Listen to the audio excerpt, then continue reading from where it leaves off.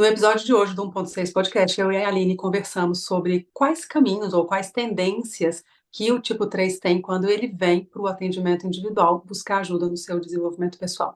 Vem com a gente porque esse é um dos tipos do Enneagrama menos compreendido.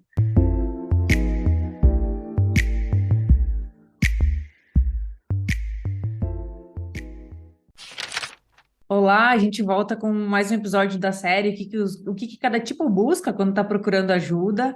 E a gente tem trazido elementos sobre o que as pessoas têm buscado quando nos procuram nas mentorias e em processos de desenvolvimento, em especial com o Eneagrama. E hoje a gente fala do tipo 3.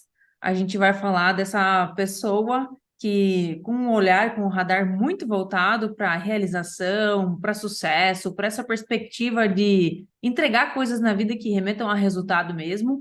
E como é que você está aí, Luísa, para retomar essa série, para falar do nosso tipo 3? Ou tô no país do tipo 3 para falar do tipo 3, né? Eu acho que é o nosso primeiro episódio, eu aqui, nos Estados Unidos, né? É, E é isso, eu tô bem na vibe do tipo 3, tô brincando. Dizem que culturalmente os Estados Unidos é um país 3, né? Então estamos aqui na vibe. O Aline, brincadeiras à parte, eu fico sempre muito. Cada mentoria, cada pessoa nova que chega, eu vibro. E quando chega um tipo 3, sobretudo uma mulher 3, eu tenho um sentimento especial, sabe? Eu fico feliz mesmo, porque sei que é um passo importante, né? Sei que esses tipos têm buscado mais ajuda nos últimos anos, até porque se fala sobre isso, né? Os grandes gurus falam sobre a importância do autoconhecimento, então muitos deles vêm de uma maneira muito superficial, mas eu sempre acolho de uma maneira muito especial, porque é um tipo que geralmente não para, né? Eles vieram para fazer. Como diz os professores aqui dos Estados Unidos de Enneagrama, eles falam que são seres fazedores, não seres humanos, né? Se eles não tomarem conta. Então é isso, quando chega tipo 3 aqui para os atendimentos, eu vibro, sabe? Eu fico muito feliz. E eu falei que eu vibro, sobretudo quando é mulher, porque a gente tem múltiplas jornadas, né? E sobretudo nós que temos filhos, então eu fico muito feliz de ajudar a mulher 3, a olhar qual que é o papel dela, né? Nesses vários papéis nossos aí da vida. Eu acho que uma das coisas que a gente mais consegue, talvez, apoiar essa mulher trans quando ela chega buscando ajuda nesse processo é justamente mostrar o quanto, talvez, essa visão e essa busca dela como ser essa mulher performática, ser essa mulher workaholic, né, e que traz orgulho, naturalmente, para o 3, quando é mulher 3 não é diferente, mas mostrar que talvez isso não esteja o tempo todo ou totalmente em congruência com aquilo que ela gostaria de estar fazendo e que seria confortável, em especial quando essa mulher é casada, tem filhos e que ela tem as outras demandas que talvez ela gostaria de estar dando mais atenção e que isso tem importância para ela, mas que não está ali, né, sob uma perspectiva mais consciente no dia a dia. Então, às vezes essa mulher 3, ela está abrindo mão de coisas que realmente são importantes dentro do papel dela de esposa e de mãe, a contribuição dela no feminino mesmo, né?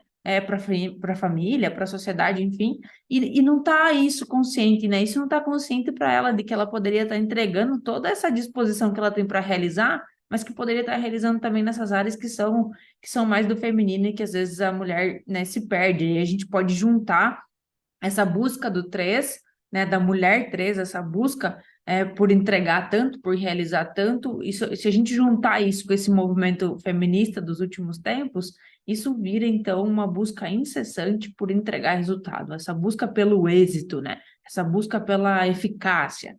Então, eu acho que faz sentido, né, isso quando você traz esse ponto, assim, que te alegra atender essas mulheres, eu acho que pode ter a ver com esse papel, né, com essa contribuição que a gente pode dar talvez em trazendo esse movimento para a consciência, né, do quanto elas poderiam estar usando toda essa força de realização, mas também atendendo a algo que tem a ver com algo que é instintivo para a mulher, que talvez seja uma necessidade que está reprimida ali nela, né? Aline, e tem uma coisa também, né? Tudo, se a gente não se cuidar, a gente vai se distanciando mesmo, né? Do que a gente verdadeiramente quer e do que a gente verdadeiramente é, né? Porque todo ciclo, eu sinto que tem também um contraciclo. Então, as demandas do mundo, elas são enormes, né? Então, você falou dessa questão da performance da mulher no mercado de trabalho, do distanciamento que muitas de nós tivemos para as casas. E hoje em dia eu tenho percebido, eu me formei, sei lá, na escola, deve ter uns 20 e tantos anos atrás, e eu me lembro que o professor perguntou assim: quem não vai fazer faculdade? Aí uma pessoa levantou a mão. Era um colega da sala que ia fazer música e ele ia viajar antes de fazer música. E uma das minhas melhores amigas, ela virou para mim e falou assim: eu vou fazer, mas meu sonho era ser dona de casa e eu não queria estudar, né? E é muito interessante isso, né? E aí a gente está percebendo que hoje em dia também tem essa volta, né? Da mulher também assumindo que quer ficar em casa e não trabalhar fora. E aí a três também se perde um pouco nisso, né? Porque ela vai querer o melhor método, a melhor alimentação, a melhor tudo. E eu brinco sempre aqui com os meus mentorados três que um dos trabalhos, um dos grandes trabalhos que nós precisamos fazer em conjunto, né? Eu como terapeuta e o mentorado, é o trabalho um pouco parecido que eu preciso também fazer com o tipo 4, mas por motivos diferentes, que é assim, ó, a busca da mediocridade, a busca do eu sou mais um, né? A busca do tudo bem eu não me destacar, não ser a melhor mãe orgânica e tudo, né? E não ser a melhor profissional. Então, entende que isso também é um chamado meio contraintuitivo do que o mundo nos pede, né? Você é especial, você tem que se destacar, você tem e é claro que a gente tem que acessar coisas em nós que são muito boas para a gente transbordar isso ao nosso redor, mas o 3 precisa se preocupar com isso, né? E, sobretudo, a mulher 3 ela precisa se preocupar porque as nossas demandas, elas são intermináveis, né? Elas são intermináveis, então a gente precisa se preocupar com que a gente está colocando energia, com o que a gente está preocupado, e a gente não pode esquecer que, às vezes, não parece. Mas o 3 ele é o rei da tríade da imagem. Então, ele está na tríade do sentimento, ele está na tríade da tristeza, da imagem, e ele é meio que o rei, ele está na frente dos outros dois, por incrível que pareça. Eu estou dizendo isso porque você sabe, a gente encontra tipos 3 que são muito frios, né? Muito, enfim, pragmáticos em excesso, mas ali dentro tem um coração transbordando. Então, é bem interessante de perceber que, ao longo da vida, se ele não olhar para isso, ele vai estar com um vulcão ali que ele está represando, né? Naturalmente não vai dar coisa boa, né? Me lembrei agora de uma pessoa que eu atendi, né, de um tipo 3 que, tipo 3 preservação. Que aí ele veio, né, para o processo, assim, olhando muito para a carreira, olhando para a ascensão de carreira, olhando para esse horizonte, assim, de que ele ia traçar, de qual que seria o foco dele para os próximos 5 anos, assim, e olhando muito para isso, assim, sabe? E aí, de repente, no meio do processo, ele entra em contato com o coração, né? Ele faz essa abertura do coração, entra em contato com esse movimento do sentir, e aí o resultado, né, do processo não teve a ver com clarear a ascensão da carreira, mas teve a ver a ele dizer assim para um amor que estava ali desabrochando, para uma pessoa que estava ali disponível, e daqui a pouco ele casou e tiveram filhos, enfim, era um desejo, era um foco, era uma meta do coração, mas que não estava claro para ele, e que era a hora de dizer sim, era a hora dele se conectar com isso, porque era importante no projeto de vida dele, mas ele estava desconectado disso, né? Então era tão importante quanto a carreira, não quer dizer que ele desleixou da carreira, mas ele pôde entrar em contato com isso, né? Então, esse já é um exemplo do que o tipo 3 busca geralmente nos processos, né? Me lembro também de uma outra pessoa que veio fazer enneagrama, né? De um outro cara, um outro tipo 3 que veio fazer enneagrama ficou latente, assim, ficou claro de que ele veio fazer enneagrama porque ele achou o enneagrama interessante, né? Inclusive para liderar pessoas e tal, ter esse conhecimento, mas deu para perceber que ele estava interessado em olhar para o modelo de negócio, né? E olha que interessante, né? Então, eles podem estar buscando isso quando estão buscando ajuda, né? Um olhar muito voltado para resultado, para questões profissionais, para como liderar melhor, para como ele exercer melhor a liderança dele, como ele ser um cara que entrega bons feedbacks, já que ele, né, lida bem com feedbacks que ele recebe, ou é importante para ele. Mas quando a gente consegue, enquanto facilitadores, fazer essa abertura do coração, né, fazer esse contato com o coração, ele também pode perceber que tem outras metas que têm a ver, né, com questões mais pessoais, com questões que são importantes para o projeto de vida e que ele só estava distante disso, né? O olhar só não estava para aquilo, né? Então, não necessariamente todo tipo 3 precisa viver isso dentro do processo, nessa abertura do coração, mas isso é muito latente, né? Isso é muito comum de encontrar. Muito, muito. E eu tomo um cuidado muito grande, porque eu ouso dizer que 98% das pessoas que eu atendo vêm para olhar a carreira. Uhum. Vêm para olhar a carreira ou alguma coisa, sabe? Geralmente, assim, eu atendi alguém do ciclo familiar ou da empresa e a pessoa quer vir também, alguma coisa nesse sentido. Mas a impressão que dá é que, assim, os relacionamentos mais íntimos e as coisas que não estão relacionadas à performance, à carreira, ele está muito escondido. Então, precisa ir né, nas laterais, de uma certa maneira, e aí o que isso significa para você, trazendo, porque nem ele parou, nem o 3 ainda, parou para perceber a importância disso na vida. E tem uma coisa no tipo 3 que é bem interessante, que é o seguinte, ele é muito bom no que ele faz, geralmente. Né? Ele tem muita performance, ele tem muito resultado no que ele faz, é muito focado desde muito pequeno, muito focado nas coisas que ele quer conquistar, e aí ele já pega ali uma facilidade naquilo e cada vez mais abafando esse sentimento, esse coração. E tem uma coisa também, Aline, que eu não sei se você percebe por aí, mas eu percebo muito, e aqui me faz lembrar muito o 4, me faz lembrar muito o 1, que é uma sensibilidade bem aguçada a qualquer tipo de crítica, uma sensibilidade muito aguçada a qualquer tipo de confronto, assim, sabe? Então, veja bem, será que é isso mesmo que está te atrapalhando? Veja bem, se a pessoa te falou tal coisa, você está achando um absurdo, mas é um absurdo mesmo?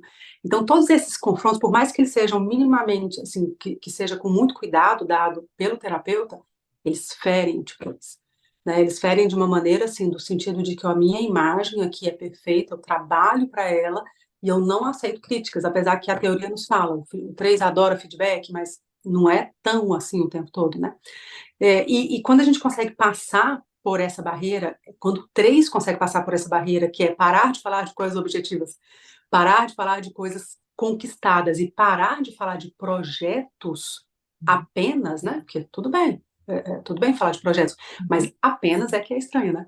Uhum. Aí ele começa a se abrir para as coisas mais subjetivas, né? Exemplo, tem um monte de tipo 3 que eu atendo que eles vêm reclamando que, por exemplo, um tipo 6 incomoda a vida dele. Porque incomoda, porque é freio de mão puxado, porque ele pensa em fazer várias coisas e o tipo 6 atrapalha, seja sócio, seja esposa, marido, que seja. E aí, quando você vai conversando, tá bom, mas como é que é a ansiedade na sua vida? E ele é super ansioso. E ele é super medroso. Só que ele não para pensar, porque a ansiedade, ela vai esconder um monte de coisa. Pô, por que você está ansioso? Tá bom, você está com medo. Mas você está com medo de quê? E se você for, mas é o medo em relação à imagem? É o medo de ser abandonado? É o medo de estar vivendo uma vida que não faz sentido? Se você parar e meio que abraçar seu medo de uma maneira positiva, né? Você vai ter um monte de respostas sobre você. E aí mora o medo do tipo 3. Por isso Uhum. que eu digo, seja um pouco mais medíocre. Eu brinco que é uma terapia do parar, né? Do desacelerar. Parece fácil para quem não é 3, mas é um drama para quem é 3, né? Parar, desacelerar, ser mais um. Uhum, uhum. E, inclusive, me veio agora, né, esse link do quanto a gente vê os tipos 3. Quando eles vão passar por algum processo de autodesenvolvimento, assim, né, desenvolvimento pessoal, enfim, eles às vezes tendem a chamar de outro nome, né? Ou então, quando eles batizam algum processo assim, quando eles são os mentores, eles também tendem a chamar sei lá, de programa de alta performance pessoal, né? Por quê? Por causa desse medo de ser visto como alguém que está precisando de ajuda para evoluir, né? Então, de mostrar alguma carência, de mostrar alguma deficiência e talvez colocar em xeque essa imagem de que eu estou performando em todas as áreas, né? Então, tem muito isso, e esse confronto com os medos deles, né? Essa provocação do quanto você também é ansioso, do quanto você também é inseguro, é fundamental. Sem dúvida, no trabalho do tipo 3 é fundamental. Me lembrei agora de um líder 3 que passou pelo processo de Eneagrama dentro de um time de líderes, e aí, nessa questão que você trouxe, né, de que nem sempre o feedback é tão bem-vindo assim, né, pro 3, porque isso fere realmente. E aí me lembro que a gente estava fazendo, a gente entregou conteúdo, né, e tal, e aí ele veio para um segundo encontro, assim, onde a gente estava fazendo a revisão de alguns perfis, e entregando conteúdo para alguns líderes que não estavam, né? Nesse primeiro encontro. E aí ele estava junto. E aí, esses líderes que estavam nesse segundo encontro recebendo conteúdo eram também liderados dele, né? Então, Eu lembro que ele se sentiu muito ofendido e muito ferido, assim, como se a gente tivesse colocado em xeque toda a carreira dele, toda a performance dele, quando a gente deu um exemplo do tipo 3 citando ele, citando inclusive uma vulnerabilidade que ele tinha mostrado no dia anterior, né? E aí a gente citou isso. Mas como tinha liderados dele ali, ele se sentiu totalmente exposto. É como se a gente, sei lá, tivesse aberto o peito dele, ou mostrado algo assim, muito que tivesse realmente ferido a competência dele, né? E é isso, né? Quando eles olham para essas vulnerabilidades, né, e respondem essa pergunta, né, por que que isso me fere? Por que que mexe tanto comigo, expor algo nesse sentido, né? Então, essas coisas fazem com que o tipo 3 possa revisitar o núcleo dessas dores, desses medos, que estão inconscientes, mas que estão operando e sustentando muitos comportamentos, né? É, E é interessante, né, Aline, porque assim, talvez quem é instinto social dominante vai também se identificar com isso, e sobretudo quem é três, não dispensando, né, os outros tipos e subtipos, mas é uma vida muito difícil a vida que é baseada no que o outro vai achar de mim, né? É uma vida muito difícil, fica uma vida muito incoerente, fica um nível de ser camaleão além do esperado, porque a gente é um pouco camaleão, né? Eu dou uns gritos aqui em casa de vez em quando e não dou uns gritos com meus alunos, né? Então a gente é um pouco, né, adaptável, mas assim, esse excesso de adaptabilidade que o 3 tem e é acostumado com isso desde muito novo, pode de fato fazer uma coisa que eu atendo, que eu observo muito aqui nos atendimentos, que é ele não saber quem ele é.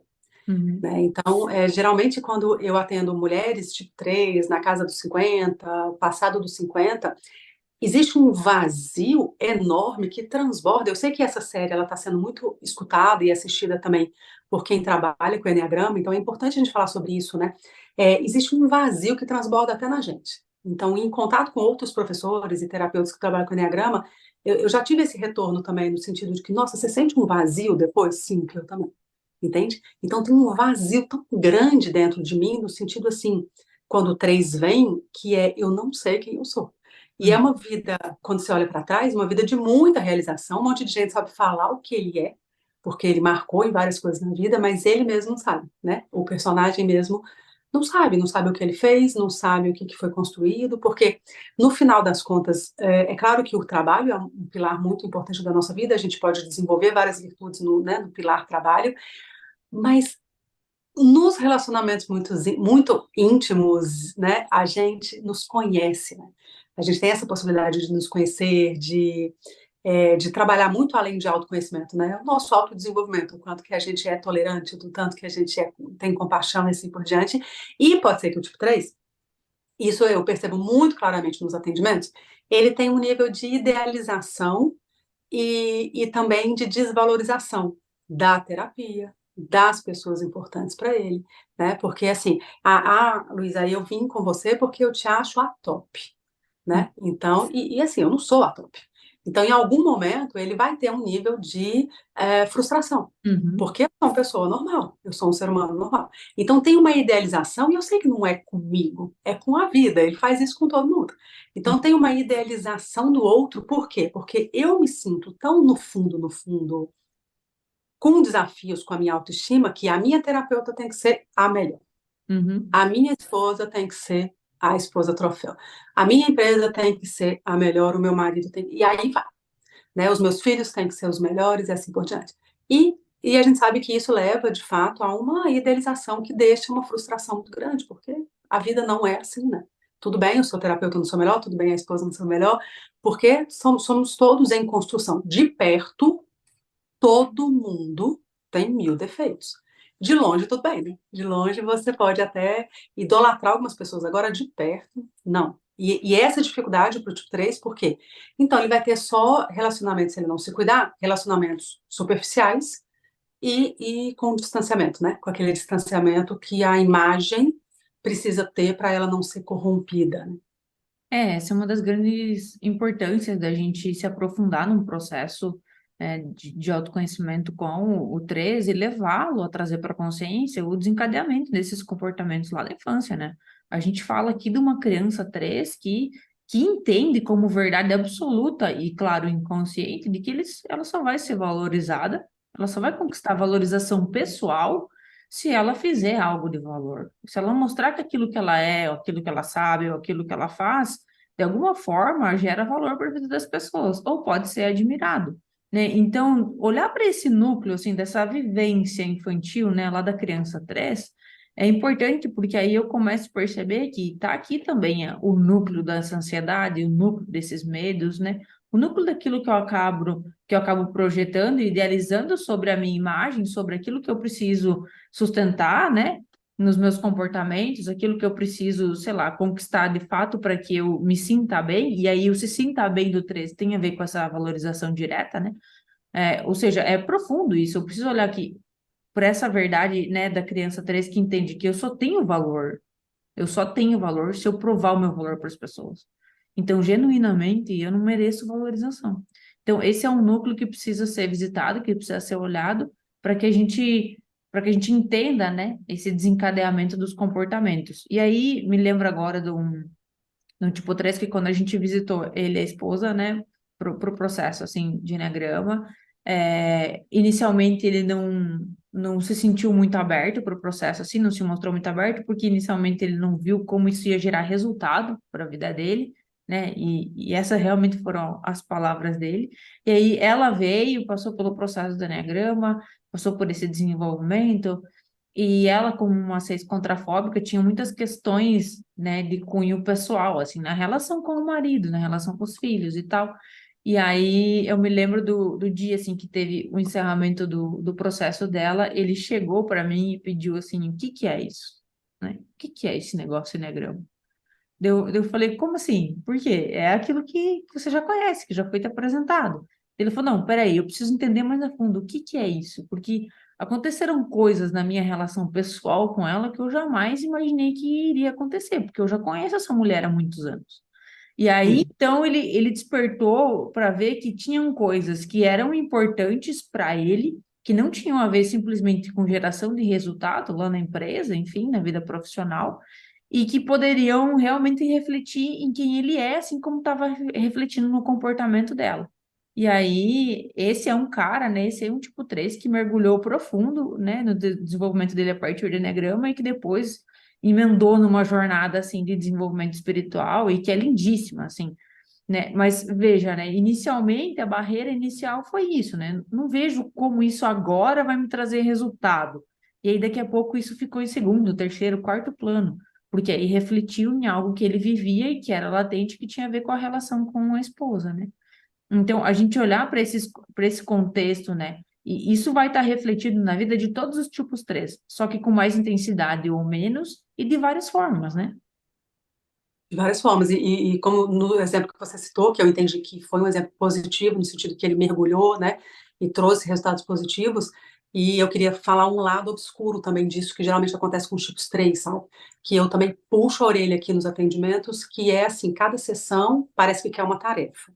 O Hum. início da sessão quer contar o que fez de melhoria, ele quer mostrar que já melhorou muito, ele quer mostrar, né, e ele quer marcadores para ver se como é que foi, como é que está indo o andamento, né? E muitas vezes o que eles precisam é não fazer disso, dessa trilha, né, de desenvolvimento pessoal, uma maratona, né? Algo que ele está competindo com outra pessoa, algo que ele está conseguindo mais, né?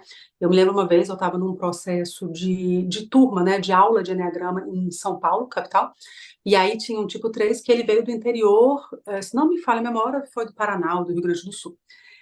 E aí as pessoas perguntaram para ele, por que você não fez lá na sua cidade? Lá na sua cidade também tem esse curso, inclusive com o mesmo professor, né? Ele, não, eu quis vir aqui porque aqui é mais top, né? A sala, a turma, né? Os alunos são mais top, né? Eu estou em São Paulo, capital, e aí nas palavras dele, ele falou isso claramente, né? Lá na turma, que ele se sentia melhor naquele ambiente, sabe? Então, tomar muito cuidado nesse processo de desenvolvimento, o quanto isso não é, lembra que o nosso professor Marcos Schultz falava, né? O tanto que isso não é pegar aquele tapetinho de yoga super na moda, né, e tirar foto daquilo, e fazer do processo de desenvolvimento, que deveria ser silencioso, né, solitário, por muitas vezes extremamente doloroso, Hum. né? Não é uma linha reta, de vez em quando você tropeça e volta do zero, volta do -10. Então, não fazer disso uma performance, né? Eu tenho que ser melhor, eu tenho que fazer isso, né? Fulano já fez o processo Hoffman número 215, eu ainda não fiz. Então, não fazer disso uma performance, porque senão vira também um shopping espiritual. E muitas vezes o que ele precisa é silêncio, né? É meditação, é ficar quieto, é fazer o contrário do que a personalidade quer. Né? A personalidade quer atividade, ele deveria fazer o contrário. Se a gente for olhar para a personalidade do 3 autopreservação, ele vai querer acúmulo, né, principalmente dinheiro, e como é que ele faz para trabalhar o contrário disso. Do 3 sexual, a importância enorme a títulos, né, a imagem, e do 3 social, a questão do prestígio. Então, tem uma série de coisas, e aí dos subtipos a gente tem outro mundo para entrar, porque são 3 personagens bem diferentes um do outro, que ele deveria olhar com mais vagar. Eu acho que a palavra para o tipo 3 seria vagar, né? Deveria ser um pouco mais vagaroso. O processo de desenvolvimento ele é muito mais vagaroso do que a gente imagina, né? E isso dói para o tipo 3. Eu acho que essa é uma das personalidades que se eu estivesse conversando nesse momento com o tipo 3 ele me pedisse assim, até onde eu preciso ir no meu processo de autodesenvolvimento, assim, né, na minha jornada, de tomada de consciência, enfim, e de olhar para questões profundas, eu ia dizer, pelo menos você precisa viver aquilo que nós, né, chamamos como noite escura da alma. Não sei até onde você vai, porque isso tem a ver com cada um, assim, mas eu diria isso, né, que alguns perfis precisam entrar em contato com isso, né, com essa escuridão, com esse vazio, que tem muito a ver, né, com um desafio profundo do 3, que é olhar para esse vazio que ele pode encontrar quando ele olha para quem ele é, uma vez que ele não está olhando para isso, para quem ele é de maneira orgânica no dia a dia, quando o foco nele está nessa performance que ele pode querer olhar, que ele pode querer, sei lá, atravessar essa jornada de autoconhecimento também com essa mesma performance, né? Então, viver esse vazio, né? Viver essa noite escura da alma, que é você entrar em contato com algo que é difícil de definir quando você vive essa experiência, né, espiritual. Isso é um dos pontos assim que poderia, quem sabe, medir, né, esse avanço, ou essa trajetória, esse caminhar espiritual, sem essa atitude performática, né? Sem o cumprimento de tarefas e aqueles sinalização de que você está indo bem, né? É sem esse tipo de feedback que tem o olhar voltado para algum resultado, né, de fato. Então, eu acho que isso poderia ser um balizador, assim, né, do 3 e dessa jornada de autodescoberta, de reconhecimento, né? Então, reconhecer, eu me conhecer de novo a partir de um novo olhar que olha com esse prisma da verdade, né? Que olha com esse filtro da verdade e busca responder, né? Quem eu sou, de fato, genuinamente, né? Sem essa busca de sustentar qualquer tipo de imagem ou de qualquer tipo de situação, de projeção que tenha a ver com conquistar essa valorização sobre aquilo que eu mostro ou sobre aquilo que eu quero, talvez, provar para alguém, mas sim sobre quem eu sou de fato, né? Com certeza. E, de novo, né? Fácil de falar, um drama de passar, né?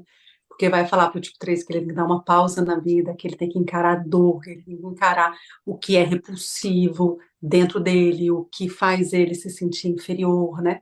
Então, não é fácil, mas é um grande processo de desenvolvimento. Aline, acho que a gente passou por pontos importantes aqui. Se eu puder falar uma coisa para quem atende gente, né, através do Enneagrama, fique de olho quando você atender tipo 3, porque ele tende a ser, tal qual, né, a flecha dele 9, meio disperso, meio sem foco, muitas vezes, né? A gente acha estranho o 3 ser assim, mas ele pode ser assim, sobretudo quando ele estiver ali tentando se defender. Então você vai ver que mil ideias rolando, mil coisas ali, mas no fundo, essas falas meio soltas, elas estão escondendo aquele ponto que ele precisa trabalhar que está doendo ali dentro, né? Eu gosto muito de começar as sessões perguntando, as primeiras perguntando por que você decidiu fazer mentoria agora, né? Por que você decidiu atendimento agora? E muitas das sessões eu gosto de perguntar o que está machucando aí, o que está te angustiando, né? Então, essa é uma boa pergunta para tipo 3. E uma outra coisa também é essa ajuda que a gente pode dar para eles para fazer um elencar, né, das coisas que verdadeiramente são importantes no fim da vida, né, no fim das contas, né, no fim do dia. Então, o que que é verdadeiramente importante? Você vai perder mais uma década pensando em performance, ou você vai perder mais uma década construindo ou reconstruindo quem você é, né? Será que você gosta de moto porque você teve um pai motoqueiro? Né? Ou você gosta verdadeiramente de moto, né? Será que você Uhum. precisa ser a CEO, o número um, ou você tudo bem se não for, entende? Então, a Sandra Maito fala uma coisa muito interessante, que quando o 3 ele vai fazer um processo de desenvolvimento, ele meio que começa do zero, muitas vezes, porque ele não parou para olhar para ele. Ele não sabe, tem um vazio ali dentro, né? Ele não tem esse costume. Então, fazer essa reconstrução da personalidade pode ajudar muito. E tem umas dicas muito legais para tipo 3, né? Entre elas, essa questão do parar, né? Da meditação, do desacelerar, do contato com a natureza, do contato com o corpo. Muitos são performáticos até no corpo, né? Sobretudo, você pega um sexual predominante, tudo, mas muitos têm uma desconexão com o corpo.